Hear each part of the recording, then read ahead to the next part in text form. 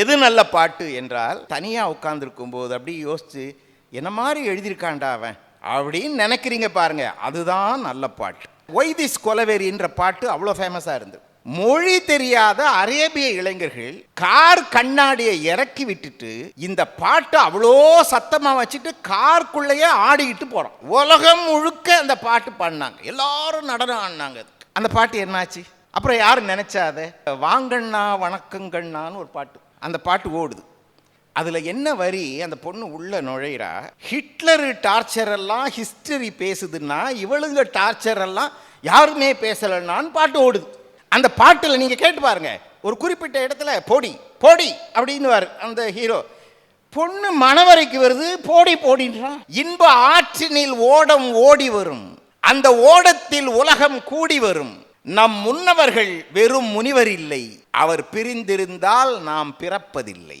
ஓர் கையில் மதுவும் ஓர் கையில் மங்கையரும் சேர்ந்திருக்கும் வேளையிலே என் ஜீவன் பிரிய வேண்டும், இல்லாவிட்டால் டே உன்னை எதுக்கு அனுப்புன அப்படின்னு கடவுள் என்ன கேட்பான்றார். ஏன் வாழ்ந்தாய் என்று இறைவன் என்னை கேட்பான். ஆனால் கண்ணதாசனுடைய மரணம் தமிழ்நாட்டில் கூட நிகழல். இப்போது காதல் முத்துக்கள், தத்துவ வித்துக்கள், இது ஒரு பட்டிமண்டபமாக நம்ம வச்சுருக்கோம்ல. ஒரு கவிதையில் கண்ணதாசனே இந்த பட்டிமண்டபம் நடத்தினார். ஒரு தனி கவிதை, பெண்மணியம்னு பேர் அந்த கவிதைக்கு. பெரிய கவிதை, பட்டிமண்டபம் இதான். எப்பா காதலா, பெண்கள் அன்பு காதல் காமம் இது சிறந்ததா, இல்லை இந்த உடம்பெல்லாம் ஒன்றும் கிடையாதுரா, வாழ்க்கை வீணார வாழ்க்கை இதுவா? இதை ஒரு பட்டிமண்டபம் கண்ணதாசன் நடத்தி அவர் அந்த வயசில் கொடுக்குற ஒரு தீர்ப்பையும் கொடுத்துட்டார். நான் அந்த கவிதையை கொஞ்சம் சொல்கிறேன், முழுக்க சொல்ல முடியாது, பெரிய கவிதை, நான் சொல்லுகிறேன், நீங்கள் அப்படியே ஃபாலோ பண்ணிட்டு வாங்க. அதை வண்ணக்கலை அழகு, மாளாத சிலை அழகு, கண்ணில் கவியழகு, கற்பனைக்கு பேரழகு, சின்ன நடையழகு, சிங்கார கையழகு, முன்னம் படைகூட்டி முகப்பழக்கும் மெய்யழகு, எண்ண தொலையாத இடையழகு, தேவனவன் பெண்ணை படைத்ததற்கு பின்னழகே மண்ணழகு.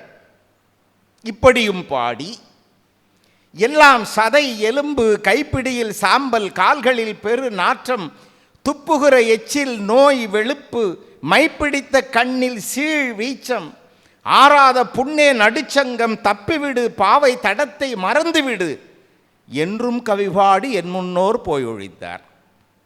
எத்தை நான் நம்புவது, எதில் மனத்தை நாட்டுவது, தத்தை சிரிப்புக்கும் தத்தளிப்புக்கும் மார்புக்கும் மெத்தை சுகத்துக்கும் மேலெழுமோர் வேட்கைக்கும் 10 தரம் பார்த்து தீராத பார்வைக்கும் சுற்றி சுழன்று சூறாவளி போல் பற்றி இழுத்தென்னை பம்பரம் போல் ஆட வைக்கும் கற்றை குழலுக்கும் காலெடுத்த வாழைக்கும் ஏங்கி கிடந்திட்ட இரவுகளை நினைப்பேனா, வாங்கி கொடுத்திட்ட வரத்தின் மகிழ்வேனா, குடலில் மலம் என்றும் குருதியில் நாற்றம் என்றும் உடலை சதை என்றும் உட்புறத்தை காயம் என்றும் சுடலைக்கு போகின்ற சோற்று துருத்தி என்றும் வாழ்வை முடிப்பேனா, மாமுனிவனாவேனா?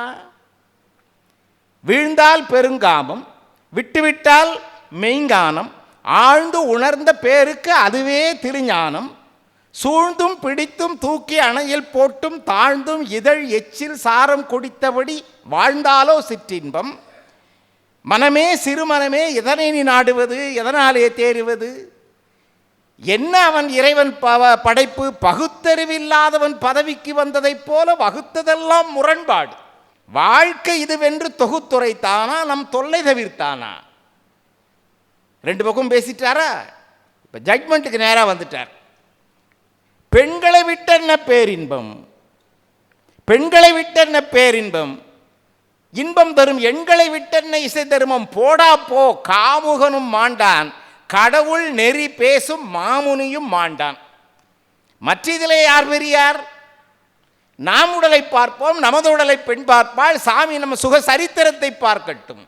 பெண்மணி உன்னை பெரிதாய் மதிக்கிறேன், கண்மணி உந்தன் காலை வணங்குகிறேன், உன்மணி வாய்ச்சாரம் ஊற்றி கொடுத்து விடு, என்மணி வாயோடு இணைந்தே கிடந்து விடு, கிண்ணத்தில் மது ஊற்று, கிண்ணனும் போதையிலே எண்ணங்கள் எல்லாம் இதழில் ததும்பட்டும், வண்ணத்தை காட்டு, வடிவம் முழுவதையும் கண்ணாலே பார்க்கிறேன், கண்ணாடி மேனியிலே சிற்றெரும்பு போல சிற்றணுக்காலத்தையும் ஓடித் திரிகிறேன், ஆரத்தழுவுகிறேன், ஆவி உடலேறி சாரத்தழுவுகிறேன், சந்நிதியே தெய்வீகமே ஏட்டில் எழுதாத எழுத்தையெல்லாம் உன்னுடலில் பாட்டாய் எழுதுகிறேன், பள்ளி திருமையிலே அர்த்தமில்லா வார்த்தையெல்லாம் அங்கே பிறக்குமடி, மதுவேவா மயிலேவா பாரசீக கவிஞனும் பாடாத பைங்கிளிகள் என்னை ஒரு வைரம் போல் உங்கள் மார்பினில் சூடுங்கள். ஓர் கையில் மதுவும் ஓர் கையில் மங்கையரும் சேர்ந்திருக்கும் வேளையிலே ஜீவன் பிரிந்தால்தான் நான் வாழ்ந்த வாழ்க்கை நலமாகும், இல்லையெனில் ஏன் வாழ்ந்தாய் என்று இறைவன் என்னை கேட்பான். அதாவது ஒரு கையில் மதுவும் ஒரு கையில் மங்கை இல்லை, மங்கையரும் ப்ளூரல். நீங்கள் அந்த வார்த்தையை, ஒரு கையில் மதுவும் ஓர் கையில் மங்கையரும் சேர்ந்திருக்கும் வேளையிலே என் ஜீவன் பிரிய வேண்டும், இல்லாவிட்டால் டே உன்னை எதுக்கு அனுப்புனேன் அப்படின்னு கடவுள் என்ன கேட்பான்றார். ஏன் வாழ்ந்தாய் என்று இறைவன் என்னை கேட்பான். ஆனால் கண்ணதாசனுடைய மரணம் தமிழ்நாட்டில் கூட நிகழ். அப்போது இது அவர் ஒரு கவிதையிலே, தனி கவிதையிலே அந்த வயசில் எழுதினது. ஆனால் பின்னாலே எழுதினார், பொன்னி நதி அவ்வளவு போன ரத்தம் போன பின்னர் கன்னியரை ஏசுதடி உள்ளம், இது காலிடறி யானை விழும் பள்ளம். அவர் பக்குவப்பட்டு கொண்டே வந்தார். எது நல்ல பாட்டு, சினிமா பாட்டை பற்றி நிறைய பாடினாங்க, ரொம்ப அழகாக பாடினாங்க. எது நல்ல பாட்டுன்றதுக்கு கண்ணதாசன் பேசின பேச்சு ஒன்று ஒலிநாடாவே இருக்கு. எது நல்ல பாட்டு என்றால் அவர் சொல்லுகிறார், சினிமா பாட்டு கேட்குறதுக்கு நல்லா இருக்கும், ஆனால் என்ன அதில் இசையமைப்பாளர் இருக்கார், மெட்டு இருக்குது, நடிக்கிறவங்க இருக்காங்க, எழுதின பாட்டும் இருக்குது, கேட்குறது நல்லா இருக்கும். அப்புறம் நல்லா இருக்குது நீங்கள் கேட்குறதெல்லாம் நல்ல பாட்டு கிடையாது. நீங்கள் அதை கேட்டு முடிச்சுட்டு தனியாக உட்காந்துருக்கும்போது அப்படி யோசித்து என்ன மாதிரி எழுதியிருக்காண்டா அவன் அப்படின்னு நினைக்கிறீங்க பாருங்கள், அதுதான் நல்ல பாட்டு. நான் எந்த பாட்டு எழுதினாலும் இப்படி ஒருத்தன் சிந்திக்க முடியுமான்னு நினச்சி தான் எழுதுகிறேன்னு எழுதுறேன். இதான் நல்ல பாட்டு. ஏன் தெரியுமா, நீங்கள் ஒரு காலத்தில் பார்த்தீங்களா, இந்த ஒய் திஸ் கொலவெறின்ற பாட்டு அவ்வளோ ஃபேமஸாக இருந்தது. நீங்கள் நம்ப மாட்டீங்க, அபுதாபியில் ஒரு கண்ணதாசன் விழாக்கு தான் போயிருக்கோம். போயிட்டு நாங்கள் இரவு 10-11 மணிக்கு தெருவில் நடந்து வரோம், ஒரு உணவகத்தில் சாப்பிட்டுட்டு. மொழி தெரியாத அரேபிய இளைஞர்கள் கார் கண்ணாடியை இறக்கி விட்டுட்டு இந்த பாட்டை அவ்வளோ சத்தமாக வச்சுட்டு காருக்குள்ளேயே ஆடிக்கிட்டு போகிறோம். ஒய்திஸ் கொலவரி உலகம் முழுக்க அந்த பாட்டு பாடினாங்க, எல்லாரும் நடனம் ஆடினாங்க. அதுக்கு அந்த பாட்டு என்னாச்சு? அப்புறம் யாரும் நினச்சாத இல்லை. எந்த கல்யாண வீடுகளில் இன்றைக்கி மாறி போச்சுங்க கண்ணதாசன் பாட்டு. இப்போ கல்யாண வீட்டில் என்னென்னோ, எனக்கு தெரிஞ்ச ரொம்ப நண்பர் வீட்டில் தான் ஒரு கல்யாண பாட்டு பணப்பண்ண கூட்டிகிட்டு வராங்க. அப்போ என்ன பாட்டு தெரியுமா, அந்த வாங்கண்ணா வணக்கங்கண்ணான்னு ஒரு பாட்டு, அந்த பாட்டு ஓடுது. அதில் என்ன வரி, அந்த பொண்ணு உள்ளே நுழையிறா, ஹிட்லரு டார்ச்சரெல்லாம் ஹிஸ்டரி பேசுதுன்னா இவளுங்க டார்ச்சரெல்லாம் யாருமே பேசலைன்னான்னு பாட்டு ஓடுது. அந்த பாட்டில் நீங்கள் கேட்டு பாருங்க, ஒரு குறிப்பிட்ட இடத்துல போடி போடி அப்படின்னு அந்த ஹீரோ, பொண்ணு மணவரைக்கு வருது, போடி போடின்றான். தெரியல, அதாவது வேணும்னே கிடையாது. ஆனால் வாராயன் தோழி வாராயோன்ற கண்ணதாசன் பாட்டு இருக்கு பாருங்க, நம்ம நீலகண்டன் தொட்டு காட்டினார். அதை மலராத பெண்மை மலரும், முன்பு தெரியாத உண்மை தெரியும், மயங்காத கண்கள் மயங்கும், முன்பு விளங்காத உண்மை விளங்கும், இரவோடு நெஞ்சம் உருகாதோ இரண்டோடு மூன்று வளராதோ. இரவோடு நெஞ்சம் உருகாதோ, அதுதான் அவர் சொன்னார். உண்மையிலேயே அந்த யாருப்பா அந்த சென்சார்காரனே தவிச்சது என்ன, இதில் என்னன்னு சொல்லி கட் பண்ணுவீங்க, ஆனால் அதில் என்ன இல்லை, அதில் என்ன இல்லை, எல்லாம் இருக்குது. அதுதான் கண்ணதாசனுடைய வெற்றி காதல். நிறைய தமிழ் இலக்கியத்தில் இருந்தெல்லாம் சொன்னார்னு ரொம்ப அழகாக நம்முடைய அறிவொளி அவங்க கூட சொன்னாங்க. ஒரு நளவெண்பால ஒரு பாட்டு உண்டுங்க. நளவெண்பால நளன் அப்படி பூ காட்டிக்கிட்டே வேடிக்கை காட்டிக்கிட்டே போவான்.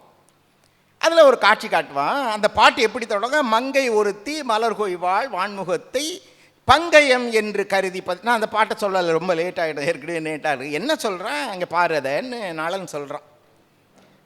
அங்கே பாரு, தாமரைப்பூன்னு நினச்சி வண்டு போய் அதில் உட்காருது, அவதை தட்டுறா, காந்தள் மலர்னு கையில் பாயுது, அதை பார்த்து அவள் பயந்துட்டா. இதான் பாட்டு. மங்கை ஒருத்தி மலர்கொள் வான்முகத்தை பங்கயம் என்று கருதி படிவண்டைன்னு பாட்டு போகும்.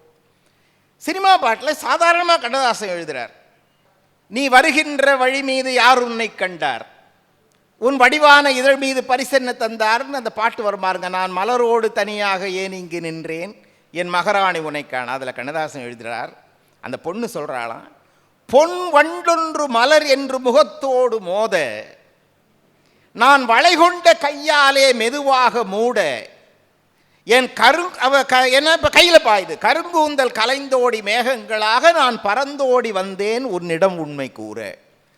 அப்படியே பழைய இலக்கியத்தில் இருக்கிறத ரொம்ப அழகாக அந்த கல்லெல்லாம் மாணிக்க கல்லாகுமா பாட்டு அவர் சொன்னார். 1000 பார்வையிலேன்னு ஒரு பாட்டு.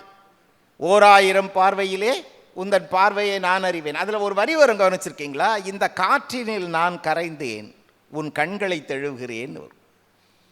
இந்த காற்றினில் நான் கரைந்தேன். ஏன்? என்ன விரும்பினாலும் காதலனால தழுவ முடியாத தொட முடியாத இடம் கண்ணு. கண்ணில் தண்ணி பட்டால் கூட எரியும், ஒரு மாதிரி இருக்கும். காற்று பட்டாதான் கண்ணு குளுமையாக இருக்கும். இப்போ இவன் என்ன நினைக்கிறான்? நான் காற்றில் கரைந்தாவது என் காதலினுடைய கண்ணை தொடுவேன். இந்த காற்றினில் நான் கரைந்தேன். காட்சி அமைப்புக்கு கண்ணதாசன் எழுதின காதல் பாட்டு. இந்த பாட்டு, நான் சொல்கிற பாட்டு எத்தனை பேர் கேட்டிருப்பீங்கன்னு தெரியல, கேட்டிருந்தாலும் அதன் உள்ளே போயிருப்பீங்களான்னு தெரியல. அழகேவா அருகேவா தலைவாவா அலையேவான்னு ஒரு பாட்டு. எதில் வருங்க? ஆண்டவன் கட்டளையில் அந்த பாட்டு.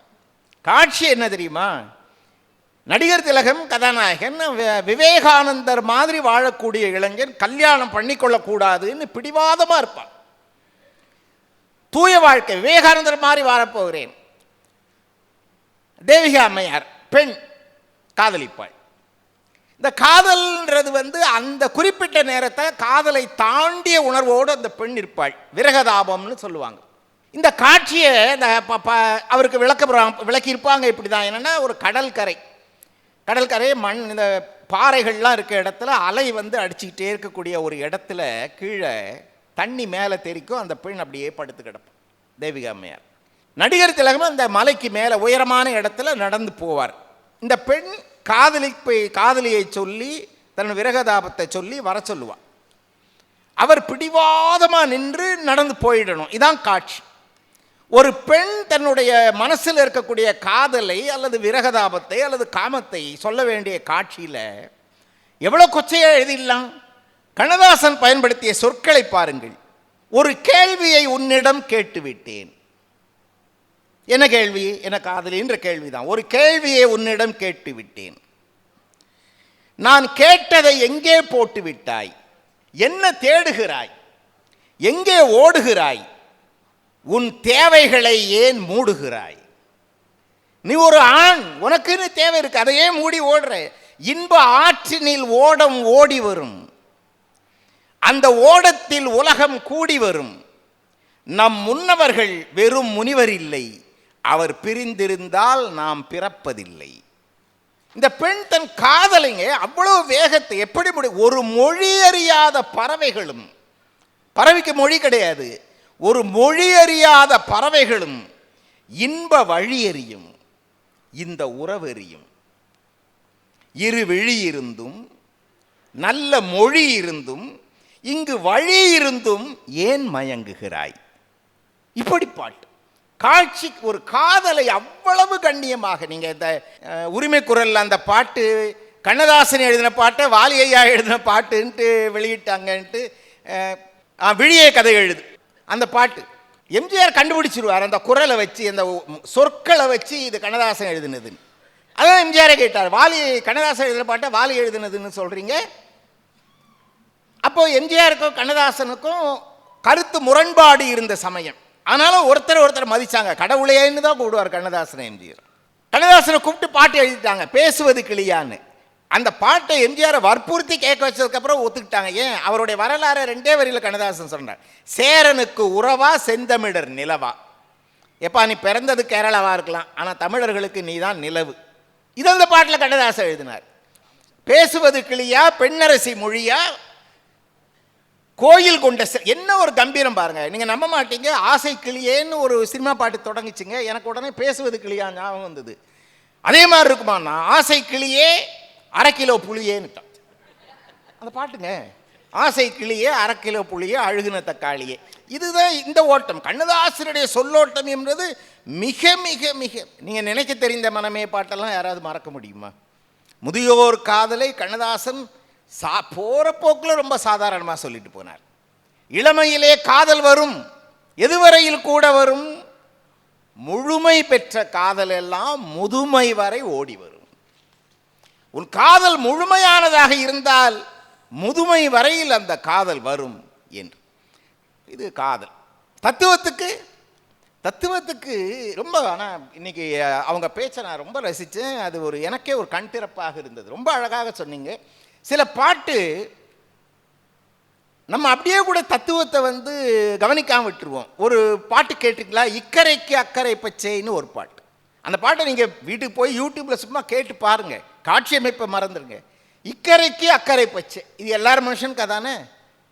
அதை தொடங்குறார், இக்கரைக்கு அக்கறை பச்சை, என் வீட்டு கண்ணாடி என் முகத்தை காட்டவில்லை, இக்கரைக்கு அக்கறை பச்சை. கண்ணாடி என் வீட்டில் இருக்கு, கண்ணாடி என் முகத்தை தானே கண்ணாடி காட்ட மாட்டுது. ஏன் எதிர் வீட்டு மேலே ஆசை? அதில் அவர் என்ன சொல்றார்? சம்சாரியின் ஆசை சந்நியாசம், சந்நியாசியின் ஆசை சம்சாரம். இது தேடி அது தேடி அலைகின்றாய், வாழ்வில் எது வந்த போதும் தவிக்கின்றாய். ஒரு இடத்துல இருந்தால் அந்த இடத்துல இருக்கணும், இல்லைனா இங்கே நிம்மதி இருக்கும். இல்லைனா எப்படி? நான் வேடிக்கை நினைக்கிறது உண்டு. பள்ளி பருவத்திலிருந்து 2 நண்பர்கள் ஒன்றா படிக்கிறாங்க. 2 பேருக்குமே கலை உணர்வு அதிகம். 2 பேருமே நாடகம்லாம் போட்டு சின்ன வயசில் ஸ்கூல் படிக்கும்போது, அதில் ஒருத்தன் ரொம்ப ஏழை குடும்பம், முடிவெற்ற குடும்பத்தை சேர்ந்தவன். அந்த தொழில் செய்கிறவன் வளர்ந்த உடனே அவன் அந்த சலூன் கடைக்கு, முடிவெற்ற கடைக்கு போயிட்டான். இன்னொருத்தன் நாடகம் போடுற துறைக்கு வந்துட்டான்.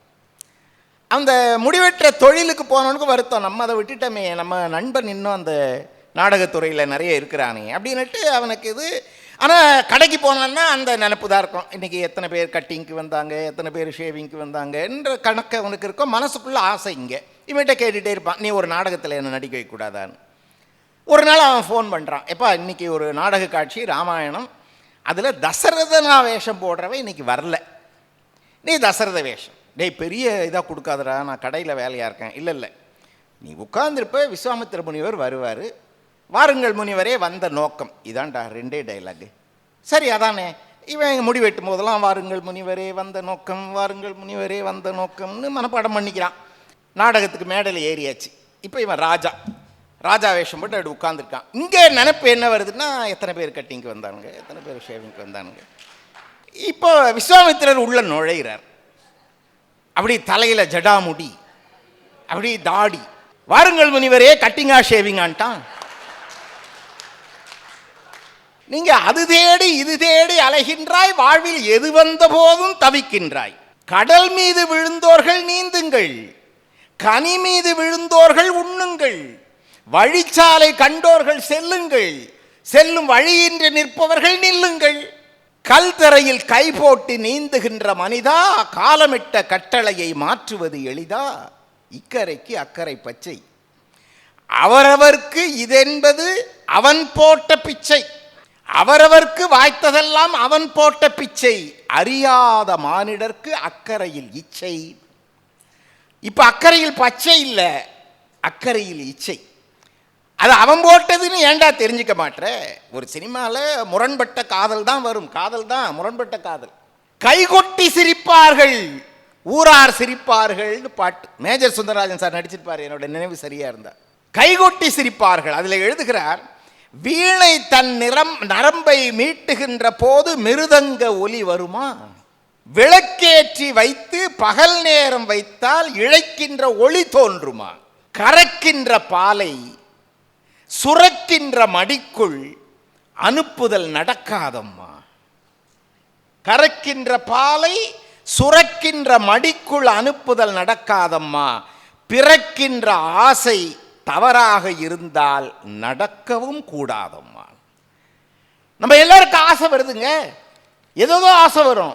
கண்ணதாசன் ஒரே வரியில் சொன்னா, பிறக்கின்ற ஆசை தவறாக இருந்தால் நடக்கவும் கூடாதம்மா. நரி ஒன்று சிரிக்கிறதுன்னு ஒரு பாட்டு, அவ்வளவா தெரியாத பாட்டு தான். அதில் எழுதுகிறார், அறையினில் நடந்தாலும் எதுவும் அம்பலமாகிவிடும், அறிவால் திரிந்துவிடு, இல்லையேல் அனுபவம் காட்டிவிடும். அறிவால திருந்துற, இல்லைன்னா அனுபவம் காட்டிடும் உனக்கு. காதலை பற்றி தான் ஆரம்பிக்கிறார். காதல் பாட்டு மாதிரி தான் இருக்குது. நம்ம சந்திரபாபு சார் பாடினார், பருவம் வந்து அனைவருமே காதல் கொள்வதில்லை. அப்படி தானே? காதல் ஒருதலை காதலாக கூட இருக்கும், எல்லாருக்குமே ஒருதலை காதல் இருக்கும். எல்லாரும் வெளியே சொல்லி காதலிச்சுக்கிட்டு கை கோத்து போகிறதில்லை. பருவம் வந்து அனைவருமே காதல் கொள்வதில்லை. காதலித்த அனைவருமே மனம் முடிப்பதில்லை. எல்லாரும் நம்ம கல்யாணம் பண்ணிக்கிறாங்க இல்லை. மனம் முடித்த அனைவருமே சேர்ந்து வாழ்வதில்லை. அது as a lawyer I can tell. எத்தனை பேர் மனம் முடிச்சுட்டு கோர்ட்டுக்கு வந்து நிற்கிறாங்க. மனம் முடித்த அனைவருமே சேர்ந்து வாழ்வதில்லை. கடைசி வரியில் வச்சார், சேர்ந்து வாழும் அனைவருமே சேர்ந்து போவதில்லை. எத்தனை பேருக்கு அப்படி வாய்க்குது? ஒரு சினிமா பாட்டில் தத்துவத்தை அள்ளி அள்ளி தந்தவன் கண்ணதாசன்.